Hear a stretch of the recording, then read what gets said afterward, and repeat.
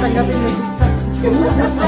Sa mundo walang kaya hawak kamay, di kita bibitawan sa paglalakbay. Sa mundo ng kawalan.